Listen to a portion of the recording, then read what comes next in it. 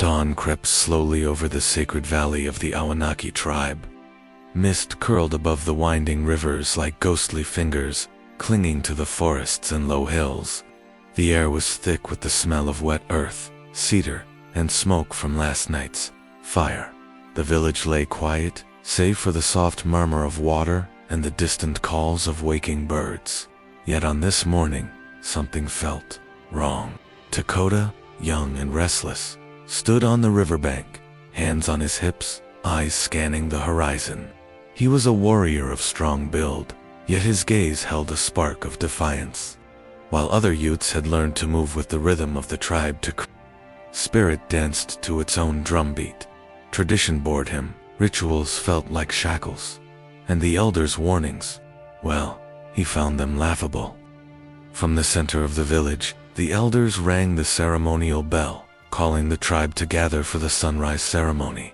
Smoke spiraled from the sacred fire pit, and drums began a slow, steady beat. Children clung to their mothers, women adorned in feathers and beads stepped softly, and men of the tribe adjusted their moccasins, ready to honor the Great Spirit.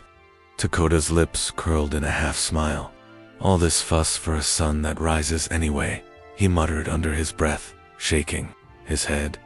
As the villagers bowed their heads and chanted prayers to the Great Spirit, the sky began to change.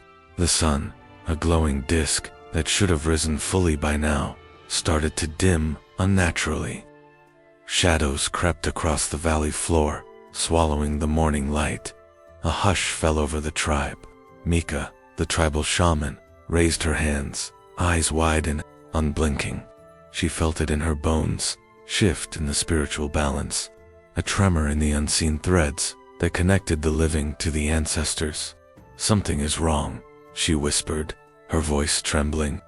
The Great Spirit, it speaks. Listen, all of you, Dakota snorted, tossing a small stone into the river. A trick of the clouds, he said, nothing more. But Mika did not move her eyes from the sky. Her hands traced the symbols of protection in the air, feathers trembling in the morning breeze. Then, she spoke words that made even the bravest villagers shiver. The rivers will dry, the sky will turn lifeless. If respect is not restored, the land itself will remember your defiance. Dakota laughed, a short, sharp sound that cut through the tension. And what?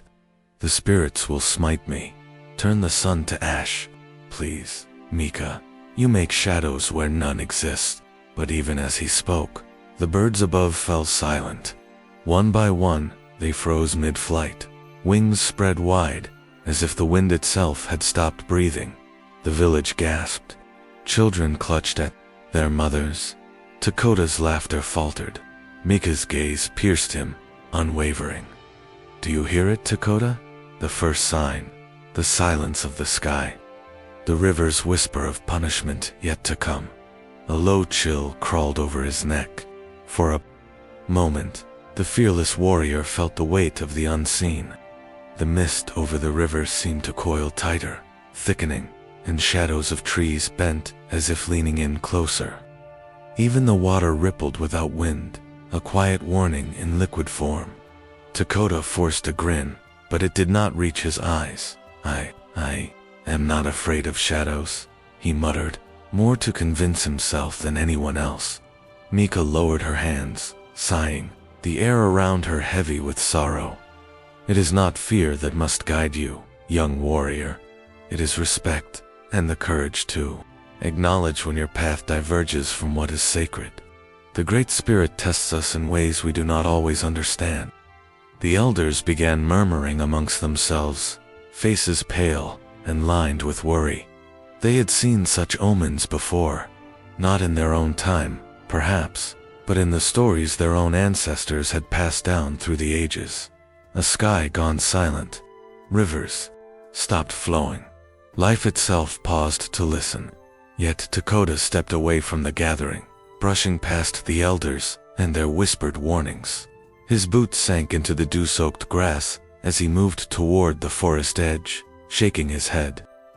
Stories for children, he muttered again, but even he could not ignore the unnatural darkness above. A small flock of sparrows, usually lively and cheerful at sunrise, hovered in place. Then one, a bright feathered cardinal, tilted midair and fell into the misted river, wings flapping futilely. Dakota's breath caught. He blinked hand. The cardinal sank beneath the water, still as stone. Mika's voice echoed in his memory, almost blending with the whisper of the wind. The first sign. The rivers remember. Dakota clenched his fists, trying to shake the chill from his bones. It's just a bird, he muttered. But deep inside, a seed of unease had taken root. The elders looked to the sky with heavy hearts. Mika's eyes never left Dakota. She raised a hand again, slow and solemn. Would you defy a warning whispered by the spirits, Dakota? Or will you listen before all life falls silent? The young warrior opened his mouth to reply, a laugh trembling on his lips. Then the mist thickened, curling around his ankles like living fingers, and for a fleeting second, the valley held its breath. Even the river seemed to pause, waiting for an answer it might never receive. And in that silent, trembling moment, Dakota realized perhaps too late that the sky was no longer just dark. It was watching. The first light of day filtered through the trees, golden fingers stretching across the Awanaki village. Smoke from the night's fires drifted lazily into the sky, carrying the scent of burning cedar and roasted roots. The hum of daily life began too, stir children laughing as they chased one another, women tending to baskets of food, men preparing for hunting expeditions. Yet beneath this ordinary rhythm, the shadow of the previous morning's silence still lingered. Dakota moved among his fellow warriors with easy charm, slinging a bow over his shoulder and laughing as they jostled one another for position. His movements were sure and practiced, a balance of grace and raw strength. Yet there was a reckless spark in his eyes, a hint of defiance that refused to bend to perdition. "Careful, Dakota," said Haken, his closest rival and fellow hunter, a smirk tugging at his lips. "One day, your pride will trip you faster than your feet." Dakota grinned, brushing off the warning. "Pride, Haken? No, I call it confidence. You'll see one day. You'll thank me for showing the path." The warriors laughed, but their eyes flickered toward the river, as if half expecting the water to rise or the wind to whisper another warning. Dakota ignored it, though a small shiver crept down his spine as he spotted a flash of red between the trees of fox. Sleek and silent, its eyes glinting like molten amber. He blinked, and the animal was gone. Across the clearing, Nayeli knelt beside the riverbank, tracing symbols in the soft mud with a finger. Her movements were deliberate, each line an invocation of protection and guidance. Tall, with hair the color of raven feathers, she carried herself with quiet authority. Her eyes, deep and knowing, followed Dakota as he approached, a mixture of amusement and exasperation in her gaze. "You never learn, do you?" she called softly, shaking her head. "You mock the elders, the spirits, the balance that keeps our land alive. And yet you strut through the village as if nothing matters." Dakota stopped, grinning but uneasy. "And yet, the sun still rises.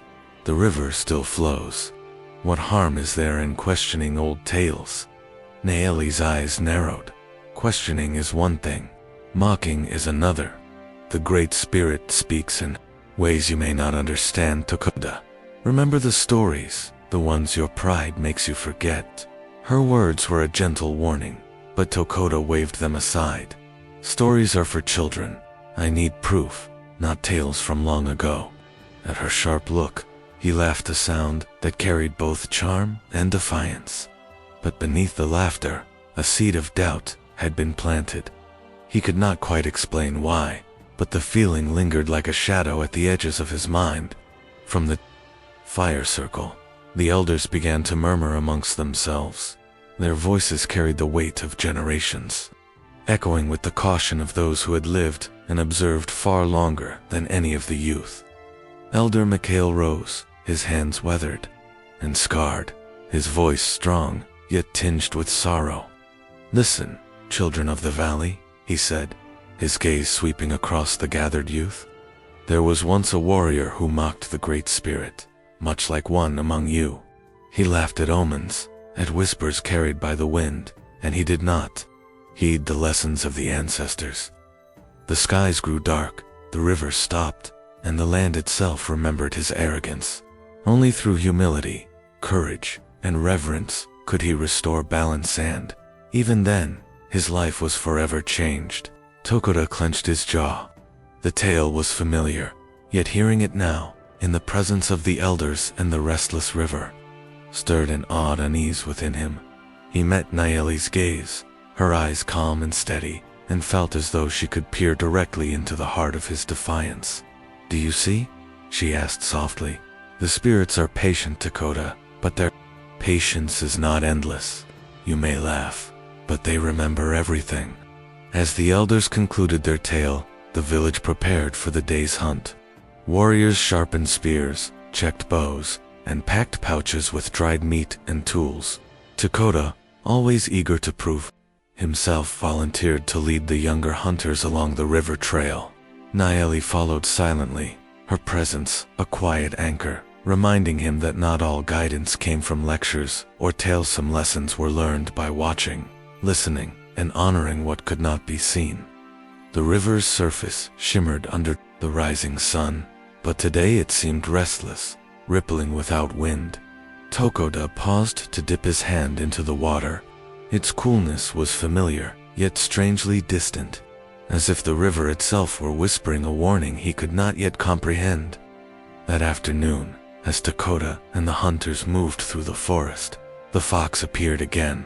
It watched from the underbrush, ears twitching, eyes glinting with an almost human cunning. The animal's movements were deliberate, teasing, as if inviting him to follow or perhaps warning him of a path he was not ready to take. "Do you see it?" Nayeli asked quietly, kneeling beside him. "The fox is more than it seems. It is a messenger, a trickster guide. Pay attention, Tokoda. It is not here by accident." Tokoda laughed, though it was half-hearted. "A fox? Really?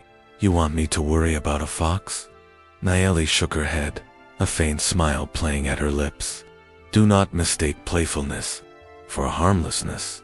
The spirits often use tricksters to test our hearts, to show us truths we would rather ignore." The day passed with hunting, laughter, and minor victories, yet a sense of unease hung over Tokoda, even as he boasted to the younger hunters and recounted feats of strength. He could not shake the feeling that he was being watched not just by Nayeli, or the elders, or the hidden fox, but by something far greater, far older, and far more patient than himself. By evening, the hunters returned to the village, the sun dipping low behind the hills, painting the sky in hues of orange and crimson. The mist began to rise again from the river, curling around the roots of trees and the edges of the paths like living tendrils. Tokoda lingered near the water, staring at his reflection, and for the first time, all day, felt the weight of something he could not name pressing against his chest. And then, faintly, almost imperceptibly, the river began to murmur, not with the usual gentle rush, but with an undercurrent of warning. The water seemed to move against its own course, ripples forming strange shapes, patterns that made to pause. The fox emerged once more, its eyes locked onto his, unblinking, as though the trickster knew the river's secret and waited for him to understand. Tokoda swallowed hard, a shiver running down his spine. The laughter, the pride, the bravado of the morning felt hollow now.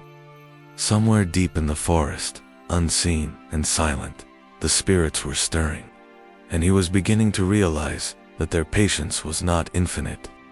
The river's murmur grew, soft but insistent, carrying with it a message Tokoda could not yet fully decipher, a message that would demand courage, humility, and respect he had not yet learned to summon. And as the sun set behind the sacred valley, painting the sky in streaks of fire, Tokoda felt the first true stirrings of fear. Dusk fell over the Awanaki Valley, casting long shadows between the towering pines and along the winding riverbanks. The village had gathered for the evening ceremony. The sacred chants echoing softly across the water, carrying prayers to the Great Spirit. But Tokoda, restless and impatient, slipped silently through the underbrush, leaving behind the ritual and the watchful eyes of the elders. He moved with ease, a predator among the trees, his boots silent against the forest floor. A bow swung across his back, a quiver of arrows clinking softly. "Let them pray," he muttered to himself. "I hunt where the spirits won't catch me wasting time." The wind shifted as he neared the river, rustling leaves and whispers that made his skin prickle. At first, he dismissed it as the ordinary sighs of evening, but then he heard it. Faint voices carried on the breeze, soft and ethereal, threading through the trees. Tokoda heed. Tokoda balance. He froze, hand tightening on the bough. The voices were unmistakably human, yet hollow, distant. Ancestors whispering warnings from beyond, reminding him of the fragile threads that bound life to the land. But pride pushed him forward. "They cannot scare me," he muttered. "Stories and wind are not spirits. I fear nothing." As he readied his arrow, a flash of movement caught his eye. Nayeli emerged from the shadows, moving with the quiet certainty of one who knows the forest as her own body. Her dark hair glimmered in the fading light, and her eyes held a calm authority that unsettled him more than any whisper on the wind. "Tokoda," she said softly but firmly, "do you not hear them? The wind carries the words of the ancestors. You mock the Great Spirit at your peril." Tokoda shook his head, grinning despite the unease curling in his chest. "You worry too much, Nayeli. I am a warrior. I walk paths you cannot yet understand." Her eyes narrowed. "The path you walk is one of arrogance. Do you wish to see? What becomes of a man who ignores the spirits?" Before he could reply, a rustling behind him made him turn. Hagen stepped from between the trees, a sly smile tugging at his lips. "Ah, Tokoda," he said, his voice oily with false concern, "sneaking off alone while the tribe prays. Bold, aren't you?" Tokoda scowled. "And what do you want, Hagen?" "Nothing, except to remind you that pride can be costly," Hagen said, stepping closer, letting his gaze linger on Tokoda. "Oh, it would be a shame if the spirits were displeased with you. Imagine the stories they would tell." The wind shifted again, carrying the whisper of leaves and the distant sound of rippling water. Birds flitted nervously between the branches, their chirps frantic and uneasy. Fish leaped from the river in sudden, chaotic arcs, as though fleeing some unseen predator. Even the fox from before darted between the roots, eyes reflecting a warning Tokoda could not yet read. "Do you see it?" Nayeli asked, her voice barely above the murmur of the river. "The signs are not merely stories. The land itself speaks. Do you not feel the unrest?" Tokoda laughed, a sharp bark that echoed briefly between the trees. "All I see are birds and fish reacting to the wind. The spirits. Perhaps you dream too much." But even as he spoke, the whispers of the wind grew louder, carrying syllables he could not understand yet felt deep in his chest. The voices swirled around him, threading through the trees, curling into his ears and around his heart. Tokoda balance, heed, humility, danger. A chill ran down his spine, but he swallowed it, forcing a smile. "Nothing I cannot handle," he said, though the words felt hollow, even to him. Haken, sensing Tokoda's hesitation, took a step closer. "You laugh now, Tokoda, but what if your defiance costs more than you expect?" The elders do not always speak in riddles without reason. Tokoda's bow hung at his side as he scanned the forest, but the usual rhythm of life seemed to falter. The wind that had carried whispers moments ago died suddenly. Leaves froze mid-shiver, and the river stilled as if time itself had paused. Even the birds fell silent, their wings fluttering before settling, unnaturally still. The forest held its breath. Tokoda opened his mouth to speak, but no sound came. The quiet pressed in, thick and absolute, and for the first time that day, pride gave way to a raw, gnawing unease. Naili stepped closer, placing a steady hand on his shoulder. "Do you feel it now?" she asked, her eyes steady and unwavering. "The wind does not lie. The silence is a warning. The Great Spirit watches and it waits for your choice." Takoda swallowed hard, the laughter dying in his throat. The chill in the air wrapped around him like fingers, tugging at the edges of his courage. The fox appeared once more, crouching at the riverbank, its amber eyes fixed on him with a knowing intelligence. Even Hyken, usually so confident, took a cautious step back, sensing the weight of the unseen presence that now hung over them. The river, once restless with murmurs, now lay unnervingly still. Tokoda could see his reflection in its surface, distorted and trembling in the fading light, a shadow of himself he did not fully recognize. The forest whispered with unseen voices, the birds remained silent, and the fox's gaze pierced him deeper than any arrow ever could.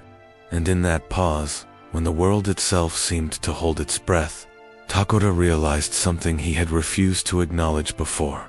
The Great Spirit was not a story, not a wind, not a distant memory of ancestors. It was here, watching, waiting. The silence stretched, heavy and unbroken, leaving him to wonder had he already crossed a line from which there was no easy return. The morning light was dim and sickly, filtered through a gray haze that clung to the cliffs like a shroud. Tokoda awoke to an uneasy stillness, the kind that presses against the chest and makes the world feel smaller.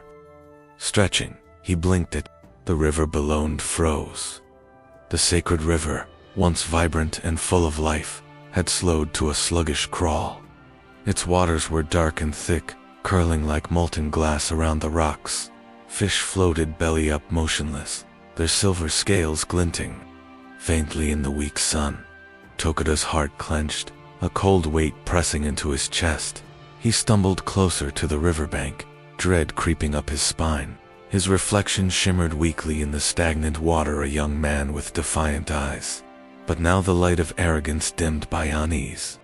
A strange ripple passed over the surface, though no wind stirred the trees.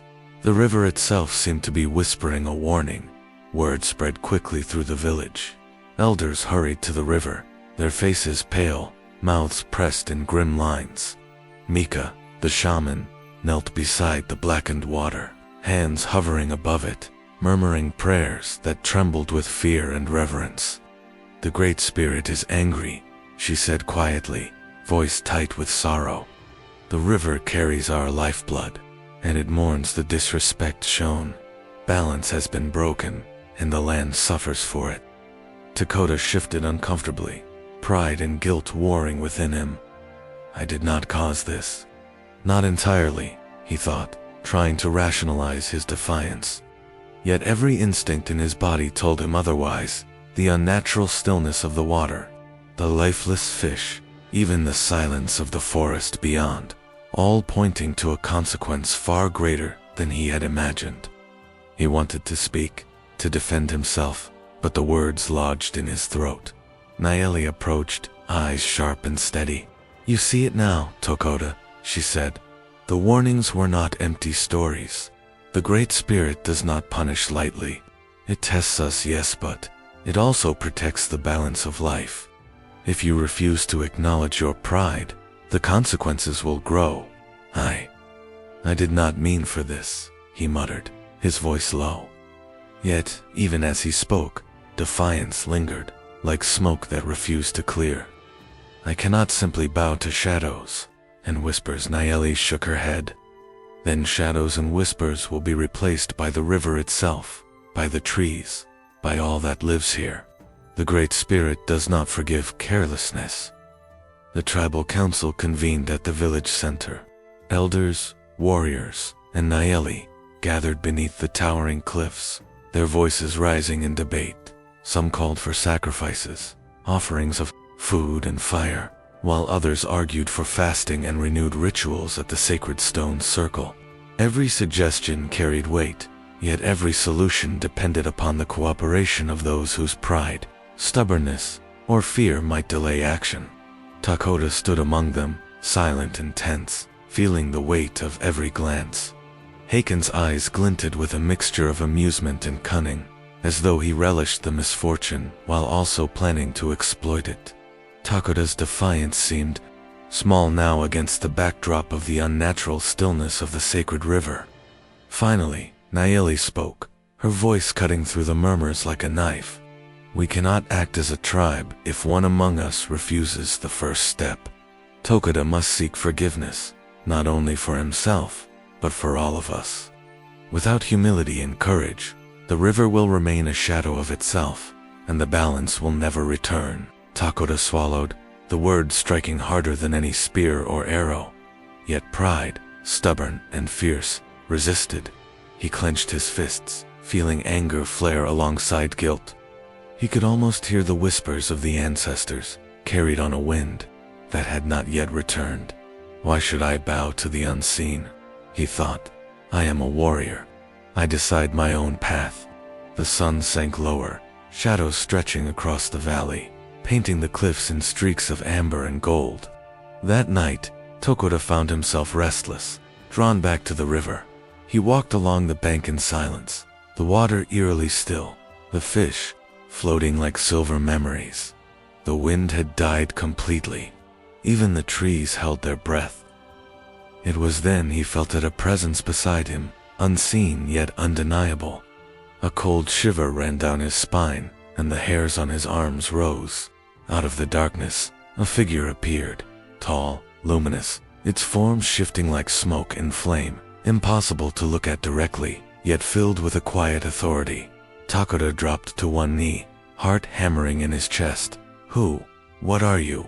he whispered, voice trembling, despite his effort to remain composed. The figure's voice came like the rustle of leaves and the gurgle of the river, simultaneously soft and powerful. "I am a guide, a shadow of what is to come. I watch the balance of this land, and you, Takoda, have disturbed it." Tak swallowed hard. Can it be fixed?" The figure's eyes, or what Tokoda perceived as eyes, glowed faintly. "The river will never flow as it once did, unless courage and humility are shown. You must walk the path, face the trials, and prove that you understand the meaning of respect. Only then will the lifeblood of this land return." Tokoda's chest tightened, pride warred with fear, arrogance with guilt. The guide lingered, silent now, the river's surface reflecting a shadow of its form, as if the water itself carried its warning. Could one man's actions truly silence the lifeblood of the land? Takoda thought, heart pounding. He wanted to dismiss it, to laugh. Yet the stillness of the river, and the weight of the guide's presence, left no room for doubt. Then, without a sound, the figure faded into the darkness, leaving Tokoda alone on the riverbank. The chill of night wrapped around him, heavier than the mist, heavier than the memory of the day. Above, the stars peeked weakly through a cloudy sky, indifferent witnesses to the silent river and the turmoil of a young warrior's heart. Takoda rose slowly, gripping his bow, eyes fixed on the dark, stagnant waters. The guide's words echoed in his mind, "Prove your courage, restore the balance, or lose everything." And for the first time, he understood that defiance carried a cost far greater than he had imagined, one that could touch not only his own life, but the life of every soul in the Awanaki Valley. The river remained still, a mirror of his inner turmoil, as if holding its breath until Tokuda made the choice the Great Spirit demanded. The forest welcomed Tokuda with a hush that felt alive. Twilight filtered through the towering pines, casting long trembling shadows that seemed to sway, even without wind. Mist clung to the undergrowth, curling around roots and rocks as if trying to guide or warn him. The sacred river remained silent behind him, a dark ribbon of still water that mirrored the tension in his chest.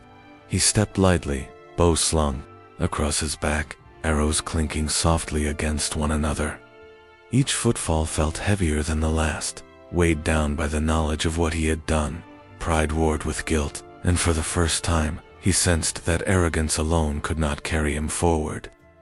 As night settled, visions began to stir within the shadows. Ghostly figures emerged from the trees, warriors of ages past, their eyes hollow with regret. They moved in silence, watching him with spectral patience, their presence pressing against the edges of his mind. Tokoda froze, the hair on his arms rising. "We were like you," a voice whispered, carried on a breeze he could not see. "We mocked the Great Spirit, and the rivers turned to stone. The skies fell silent, and we learned too late." He wanted to turn away, to dismiss the visions as illusions. Yet the faces of those who had defied the spirits were vivid, etched into the mist like living carvings. He saw the pain in their eyes, the weight of choices that had cost not only themselves, but the lands and people they loved. Shaking, Tokoda pressed onward, deeper into the forest.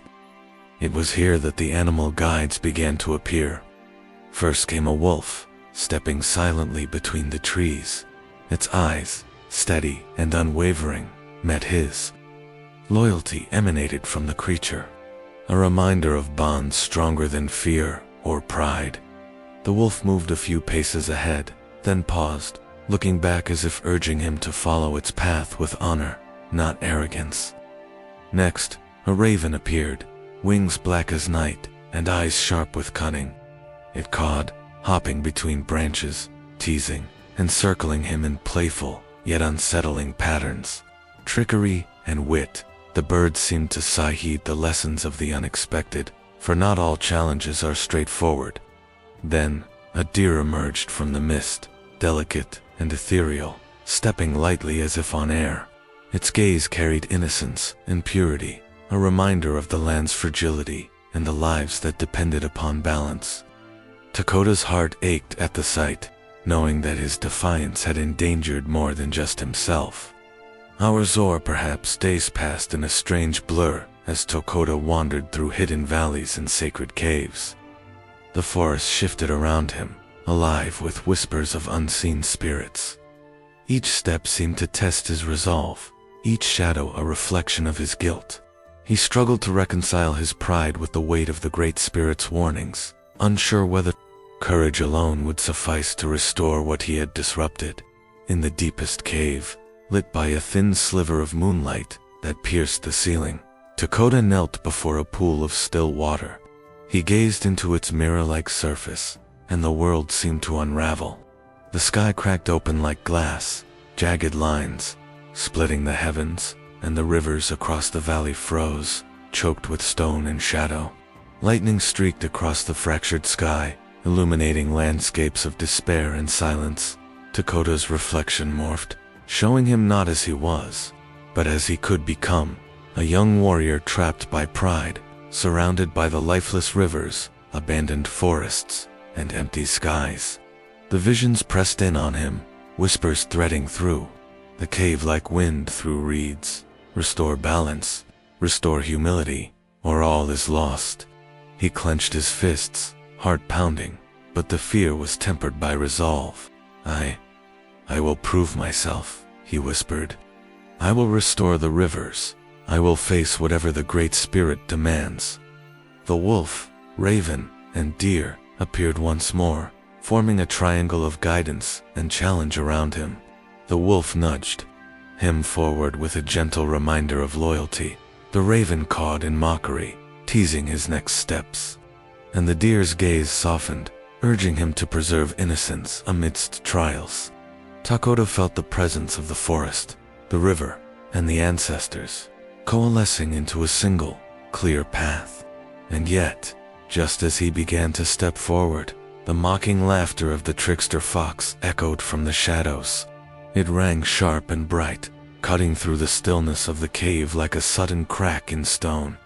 Tokoda spun toward the sound, but the fox was nowhere to be seen, its laughter lingering in the air, teasing, testing, drawing him deeper into the darkness. The voice of the fox carried both challenge and warning. This way, young warrior, if you dare follow, step wrong, and the rivers will remain silent forever. Heart pounding, Tokoda hesitated at the edge of a hidden chasm. The mouth of the gorge yawned before him, dark and bottomless, mist curling like smoke from unseen fires below. The river's voice seemed to echo faintly from within, as if urging him to choose courage over fear. Naheli's words returned to him like a whispered prayer. Courage and humility, Dakota. The path is not straight, and the spirits test the heart, not the hands. A shiver ran down his spine, yet resolve coalesced into a single thought. He would step forward. The Great Spirit demanded it, the ancestors demanded it, and the land itself called him to action. With a deep breath, Dakota squared his shoulders. The forest, the animal guides, and the unseen watchers of the night seemed to lean in, silent and expectant. One step at a time, he approached the chasm, the echoing laughter of the fox, both mocking and urging him onward. And as he paused at the brink, staring into the swirling darkness below, the echoes of the rivers, the whispers of the ancestors, and the crack of the sky in his visions coalesced into one undeniable truth. The path to forgiveness would demand everything he had and, perhaps more than he knew he possessed. The climb began as dawn brushed the peaks with pale gold, illuminating the jagged cliffs and sacred terraces that had long been whispered about in the legends of the Awanaki.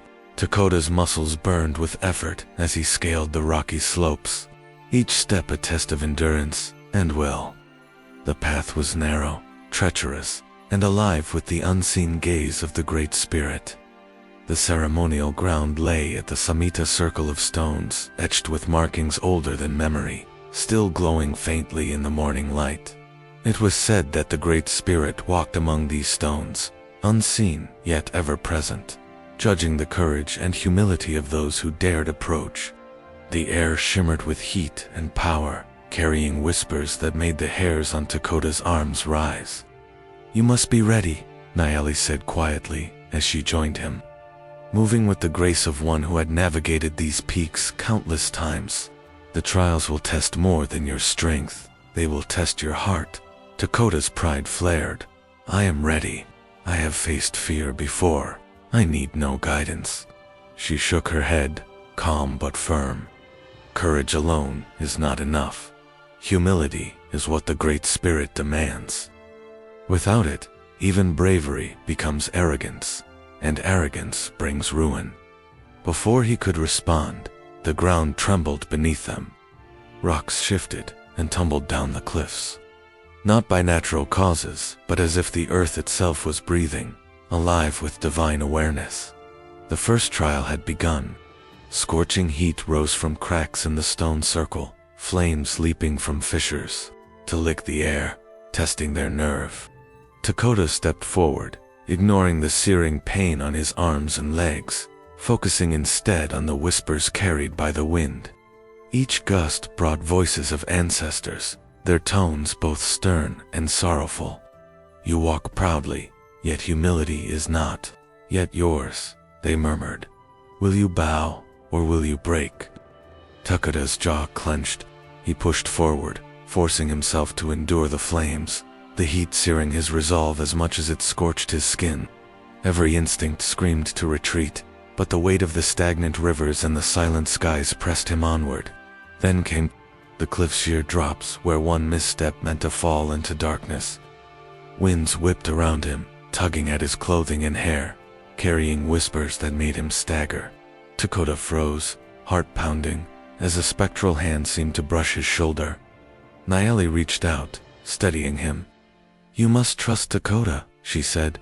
"The Great Spirit does not demand recklessness, only courage and humility in the face of trials." He shook his head, stubborn, but the tremor in his hands betrayed him. Pride had brought him here, but without humility, he could not complete the trial. His gaze drifted to the river far below, stagnant and silent, and he swallowed the rising fear. "I must prove it not for myself, but for them, for the land."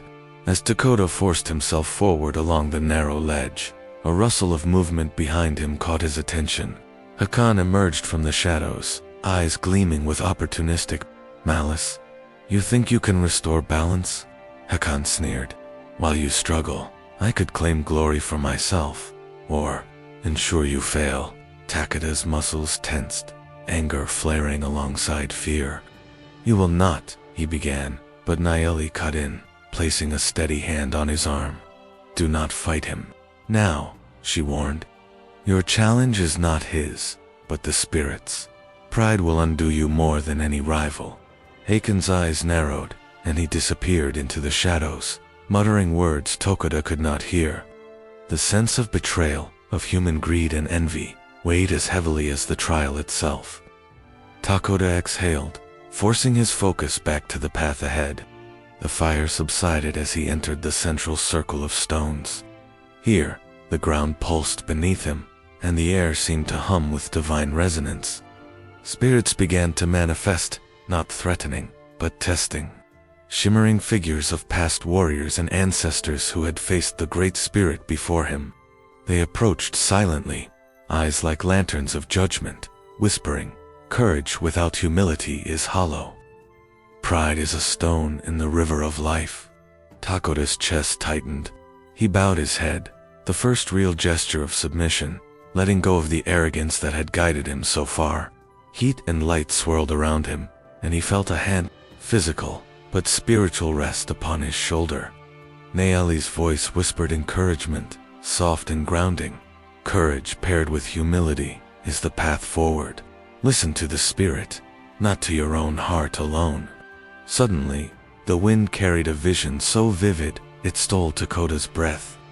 The sky above the village split with jagged cracks, dark clouds tumbling like broken mirrors. Rivers froze in motion, their waters solid as stone, villages hushed and lifeless. The rivers of the valley, the trees, even the animals all suspended in an eerie stillness. Tokoda staggered backward, fear gripping him as he realized the stakes were higher than he had ever imagined. Naeli reached out, steadying him once, again. "You see now?" she whispered, voice trembling with urgency. "The Great Spirit's warning is real. The land, the people, they are tied to your courage and your humility. Do not falter." Flames danced around the stone circle again, yet now they seemed less threatening, more like markers of the path. Tokoda stepped forward, bowing fully in respect to the invisible presence. The spirits around him paused, watching. He closed his eyes, inhaling the scent of smoke, stone, and the ancient air of the mountain. "I am ready," he whispered, voice steadying. "Not for pride, not for glory, for the balance of all." The stones pulsed, and a warmth spread from beneath his feet, flowing up through him like sunlight warming the coldest dawn. The fire and stones seemed to respond, recognizing his resolve. The wind rose around him, not threatening, but affirming, carrying the murmurs of approval from the ancestors. Yet even as the mountain acknowledged his bravery, Tokoda could not shake the vision of the sky collapsing and the frozen rivers. The weight of the challenge was far from over. The Great Spirit's trial had only begun, and lurking just beyond the flickering light of the fire, Hakon's intentions remained unknown. A shadow of human greed and betrayal that could undo all progress with a single misstep. Tokoda exhaled, gripping his bow tightly, and looked toward the horizon. The path of courage and humility stretched endlessly before him, jagged and uncertain, but he had taken the first steps. The Great Spirit was watching, testing, judging, and the weight of the rivers, the skies, and the ancestors pressed upon his soul like the stones beneath his feet. The wind carried the whispers of the past and the promise of trials yet to come. Tokoda knew that the road ahead would demand more than strength. More than cunning, it would demand the courage to surrender his pride, the wisdom to listen, and the resolve to face the ultimate consequence of defiance. The village lay under an unnatural stillness, as though the world itself had paused to witness the reckoning. The sky darkened to a heavy gray, swallowing the sun's warmth and casting a shadow that seemed to stretch over every tree, every stone, every roof. Birds fell silent mid-flight, their wings frozen in the air, and even the wind had stopped, leaving the valley in oppressive quiet. Rivers that had once sang through the cliffs and forests now hung motionless, their waters as dark and thick as the river Tokoda had first encountered days ago. Fish floated listlessly, and animals fled to hidden dens. leaving an eerie emptiness in the once vibrant landscape. The very heartbeat of the land had faltered, echoing the weight of spiritual disapproval. Dakota stood at the ceremonial ground, atop the mountain peak, bow forgotten at his side, muscles tense, eyes fixed on the swirling clouds above. Flames from the sacred fire circle danced unevenly, as though uncertain whether to honor or judge him. The trials of fire and stone had pushed him to his limits, but now, faced with the full power of the Great Spirit, courage alone would not suffice. He raised his voice, calling out into the void, "Great Spirit, I was arrogant. I mocked your warnings. I thought my pride could stand above your wisdom. I see now. I was wrong. I am ready to listen, to learn, to restore what I have broken." The air trembled, and whispers carried on an invisible wind. From the shadows of the ceremonial stones, ethereal forms began to emerge, the ancestors, spirits of past warriors, and guardians of the land. They did not speak with voices of anger, but with clarity and authority. "You have seen the cost of pride," one whisper echoed, carried like smoke through the peaks. "You have witnessed silence where life once thrived. You have felt fear in the stillness of the rivers and the forest." Another form, luminous and commanding, stepped forward. "Humility is not weakness, but a strength that binds you to the balance of all things. Respect for life, for spirits, and for those who came before you. This is the path of the warrior." Dakota's chest tightened. He knelt, bowing low, heart pounding with a mixture of awe, fear, and resolve. The arrogance that had defined him since youth seemed to melt away in the presence of these unseen but undeniable forces. Below, Nayeli moved among the villagers, guiding them to perform the restorative rituals. Drums echoed softly, chants rose in measured cadence, and offerings of food, fire, and water were laid upon sacred stones. The land responded subtly. The wind whispered through the trees, birds shifted nervously in hidden branches, and the rivers stirred, hesitant, as though testing whether forgiveness was genuine. Dakota lifted his gaze again, feeling the eyes of the Great Spirit upon him. The clouds above twisted and coalesced, forming shapes impossible to describe, glimpses of vast wings, flowing robes of wind and light, eyes like molten stars. The Great Spirit's presence was undeniable, both terrifying and uninspiring. "You have come far," a voice rumbled from the clouds, deep and resonant, as if speaking to every stone and leaf in the valley. "You have faced trials of fire and stone, of pride and fear.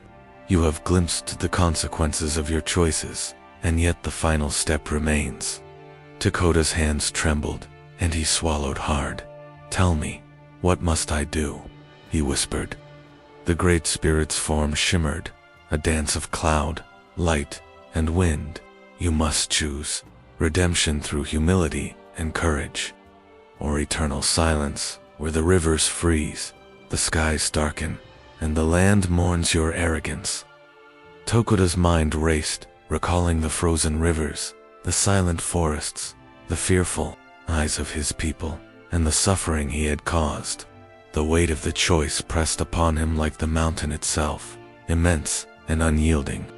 Pride stirred one last time, tempting him to doubt, to dismiss, to laugh, as he had before. But the images of lifeless rivers and stagnant skies held him firmly in place. He looked to Nayeli, her face calm yet resolute. She nodded slightly, urging him without words. Dakota exhaled slowly, letting the weight of pride slip from his shoulders. "I choose redemption," he said, voice steady, echoing over the valley. "I accept the responsibility of my actions, and I will restore balance for the land, the people, and the spirits." A hush fell over the ceremonial grounds. Then, slowly, the rivers below began to ripple. Fish leaped once more, and the water's surface gleamed in the returning sunlight. The wind returned, brushing through the village and carrying the whispers of the ancestors, soft and approving. Birds sang again, wings beating a joyful rhythm, and the forests seemed to exhale a collective sigh of relief. Above, the clouds parted slightly, revealing glimpses of light that bathed the valley in warmth.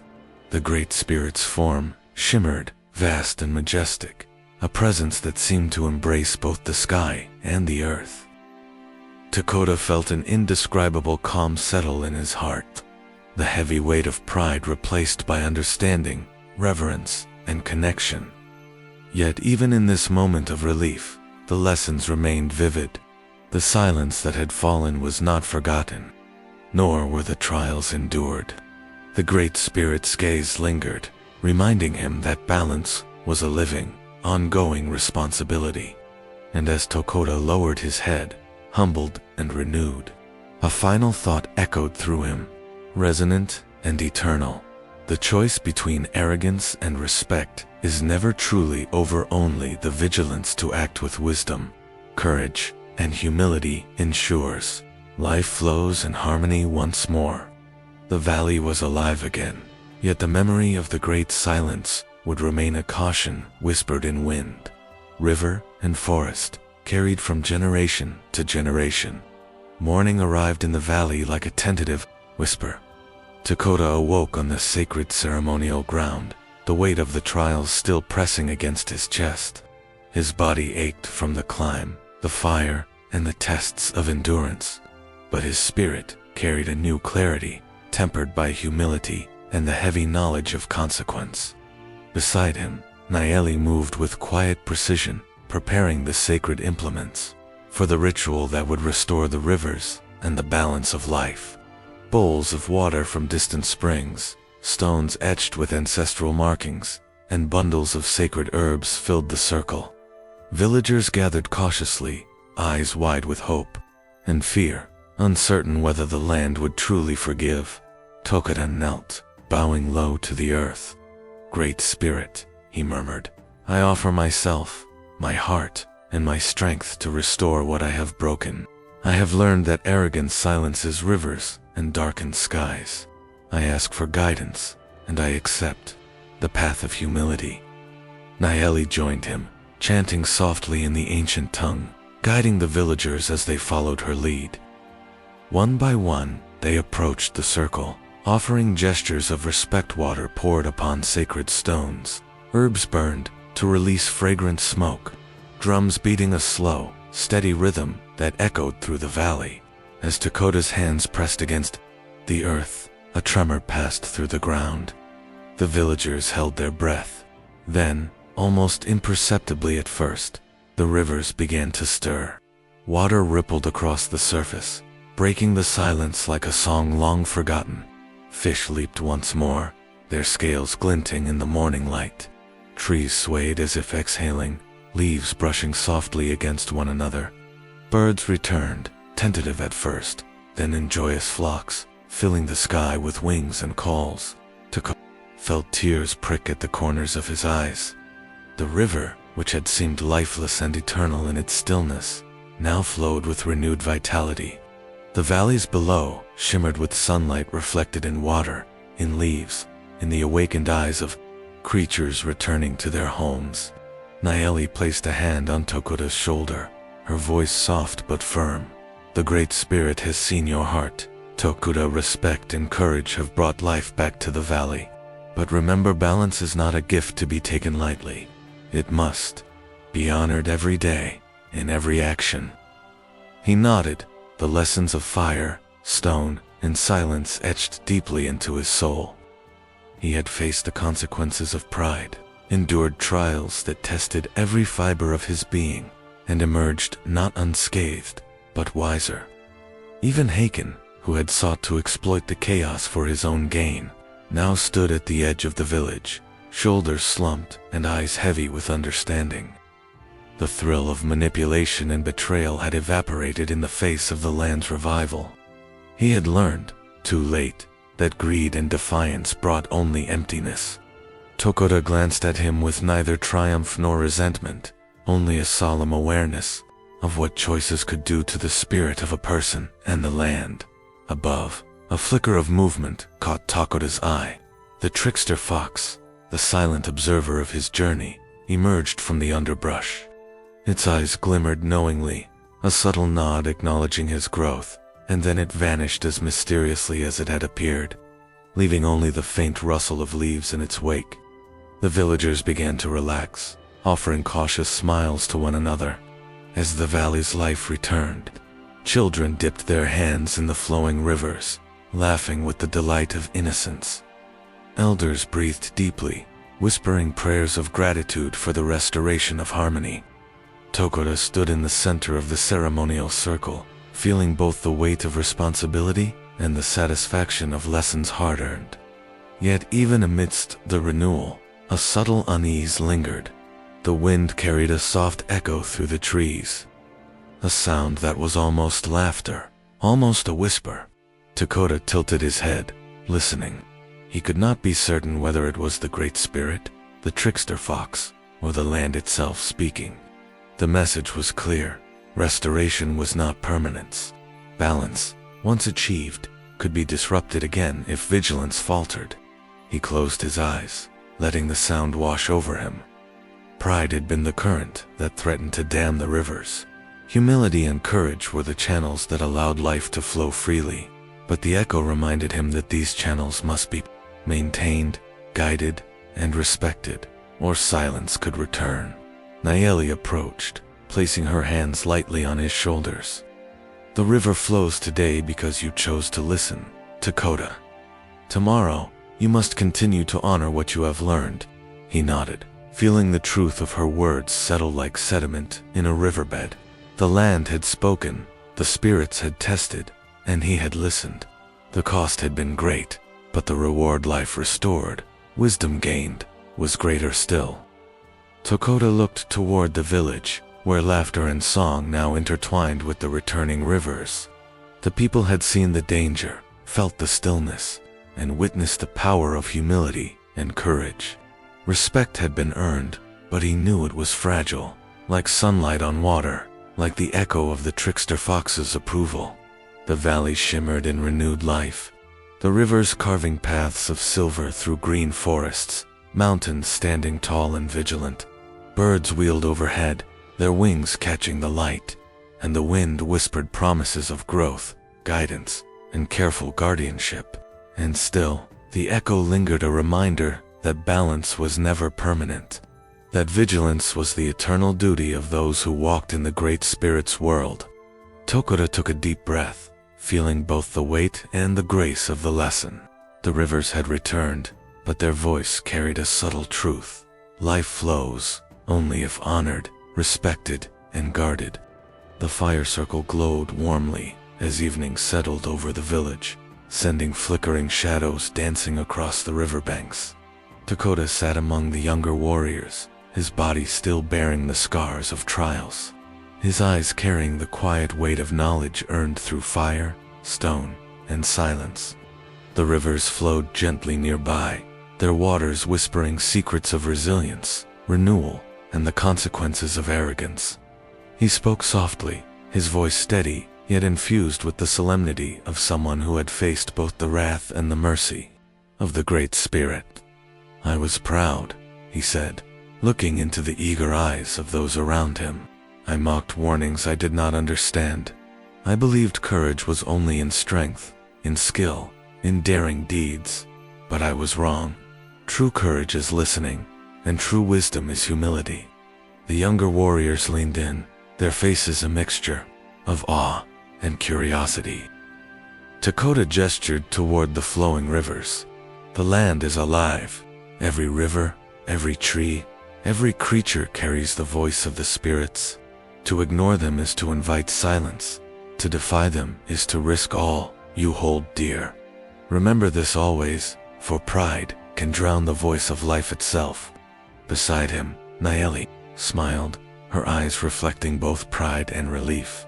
She spoke gently, yet with authority that carried through the firelit circle. "Courage is not just about facing danger," she said. "It is about knowing when to bow, when to listen, and when to act with respect. The greatest strength comes from understanding, from honoring the forces around you, and from protecting those who cannot defend themselves." The elders, sitting slightly apart, but watching intently, nodded in agreement. One elder, his face etched with lines of wisdom and memory, raised a hand. The Great Spirit sees all actions, even those hidden in shadow.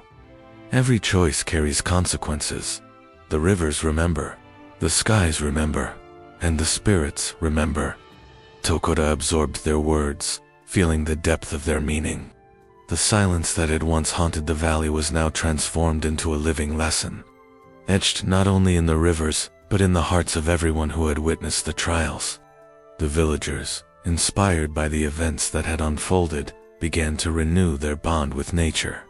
They moved to the riverbanks, performing rituals to honor the spirits and the land that had been temporarily silenced. Water was poured upon stones. Offerings of food and herbs were laid carefully along the river's edge, and soft chants rose into the evening air.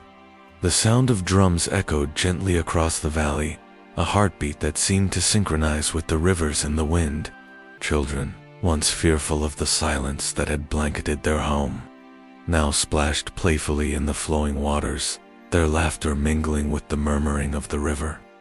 Birds circled above, returning to their familiar perches, their calls filling the sky once more. Every movement, every sound, was a small acknowledgement of the restored harmony, a reminder that respect and vigilance were as vital as the rivers themselves. Tokoda watched, feeling the weight of responsibility, but also the quiet satisfaction of lessons learned and shared. He turned his gaze to Nayeli, who nodded subtly, her presence a reminder that guidance and support often mattered as much as individual bravery. Together, they had restored the valley, not through force or defiance, but through understanding, humility, and respect for the unseen powers that governed life. As the night deepened, the fire's glow reflected in the rippling water, casting shimmering light across the village. Tokoda's voice rose once more, this time in a tone both instructive and reflective. The rivers carry memory. They remember both our deeds and our mistakes. Our actions echo in the land, in the sky, and in the hearts of those who come after us. Learn from the silence, for it speaks louder than any words. The wind picked up gently, rustling through the trees, and carrying a subtle, almost musical whisper. Tokoda tilted his head, listening. The voice was neither threatening nor commanding. It was a reminder, a gentle nudge from the spirits themselves. The rivers remember, the wind seemed to say, the words repeating softly, weaving into the murmurs of the villagers and the flow of the water. It was a prophecy, open-ended and timeless, leaving the valley with a sense of ongoing vigilance. Tokoda understood. The story of arrogance, humility, and respect was not finished. The balance they had restored today was precious but fragile, a lesson for generations yet to come. He sat quietly, watching the river's surface shimmer under the moonlight, reflecting the flames of the fire circle and the faces of those who had witnessed the valley's renewal. Each ripple seemed to carry a whisper, a lesson, a memory proof that the Great Spirit's guidance was never far, and that every choice mattered. Even Haken, who had once sought to exploit chaos, now stood silently at the edge of the gathering, his face softened by understanding and regret. Though lessons were harsh, even he had been touched by the valley's resilience and the Great Spirit's wisdom. Tokoda allowed no triumph in his glance, only a quiet acknowledgement. The land and its spirits had the final word. The night stretched on, filled with the gentle symphony of flowing water, rustling leaves, and the soft voices of villagers offering prayers of gratitude. Tokoda remained near the river, reflecting on the journey that had carried him from arrogance to humility, from defiance to understanding. The great silence had taught him that every action resonated beyond oneself, shaping the world in ways both seen and unseen. And as the final embers of the fire glowed softly and the moon climbed higher, the wind whispered once more, carrying the haunting and eternal message. The rivers remember. A subtle promise, a reminder, a prophecy. The balance was restored, but life's lessons, and the vigilance required to honor them, were never. Tokoda closed his eyes, letting the wind, the river, and the whispers of the ancestors settle in his soul, knowing that the story would continue as long as the land and its people endured. The sacred valley glowed in the golden light of sunset, rivers catching the sun's rays and shimmering like threads of molten gold. Tokoda stood on the ridge overlooking the village, older now, his face lined with years of experience, his eyes reflecting the quiet wisdom gained from trials, failures, and redemption. Below, young warriors moved with careful precision, practicing archery and footwork along the riverbanks. Their laughter mingled with the soft murmur of the flowing waters. Tokoda watched, a mixture of pride and solemnity filling his chest. He saw in them the same spirit that had once driven his own youthful arrogance, but tempered by the lessons he now carried. He spoke softly to Nayeli, who had remained a steadfast guide and friend through all of his journeys. They will need guidance, as I did, but the land, the rivers, and the spirits will teach them just as they taught me. Nayeli nodded, her eyes glinting in the sunlight. And when you speak of your journey, they will hear not only your words, but the weight behind them, humility, courage, and respect. These are lessons the Great Spirit carved into your soul, and now, through you, they will echo in theirs. Tokoda smiled faintly, remembering the trials that had reshaped him. The fire and stone of the mountain, the silence of the rivers, the mocking laughter of the trickster fox, they were all threads in a tapestry of understanding that stretched far beyond his own life. Every choice, every moment of pride or humility, had left a mark not only on him, but on the valley, the village, and the generations that would follow. As the sun dipped lower, the rivers responded, rippling gently in a way that seemed almost sentient, as if acknowledging the presence of a soul who had learned to listen. Birds circled overhead, their wings catching the fading light, while deer and other animals grazed calmly in the distance. The spirits of ancestors lingered too, their presence subtle yet undeniable, guardians of memory and wisdom, ensuring that lessons endured. Tokoda raised his hands toward the sky, feeling the warmth and light on his skin, the pulse of the valley beneath his feet. We are part of this land, he murmured. Every river, every tree, every creature, their life is bound to ours. Pride can blind us. Arrogance can silence what sustains us. But if we listen, truly listen, the spirits speak, the rivers flow, and the land thrives. A breeze carried whispers from the ancestors, mingling with the soft gurgle of the rivers. Tokoda closed his eyes, hearing the echoes of past warriors, of lessons learned in fire, stone, and silence. Each whisper was a reminder that vigilance must never waver, that balance is a living responsibility carried forward through generations. The young warriors paused, sensing something in the air, an unseen presence that was both comforting and commanding. Tokoda approached them, his voice steady but filled with quiet authority. Remember this, he said, gesturing to the rivers and mountains. The Great Spirit watches, not to punish, but to guide. Every action has meaning. Every choice matters. Walk in humility, act with courage, and honor the balance that sustains us all. Nayeli stood at his side, her gaze sweeping across the valley. The land will teach you, she said softly, but you must listen, and you must carry its lessons forward. Even Haken, now older and wiser himself, watched from a distance, having learned that greed and manipulation bring only emptiness. He bowed his head slightly in acknowledgement, recognizing the enduring truth in Dakota's words. As the sun finally touched the horizon, casting long golden reflections across the rivers, Dakota felt a profound calm settle over the valley. The echoes of the past, the spirits, and the trials were no longer burdens, they were guides, etched into the river's flow, the rustle of leaves, and the whisper of the wind. Tokoda breathed deeply, the language of the valley and its spirits now clear to him in ways words alone could never capture. He looked toward the horizon, where mountains rose like sentinels. Rivers glinted like veins of life, and the skies shimmered with colors both eternal and fleeting.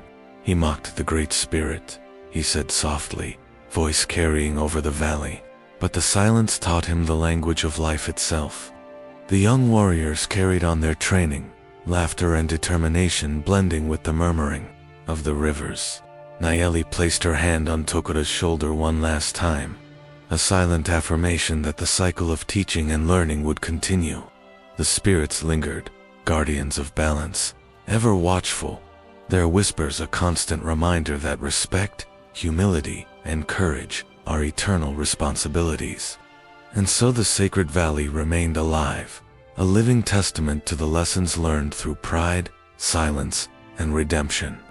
The rivers flowed, the skies glowed, and the animals thrived, all echoes of a story carried across time.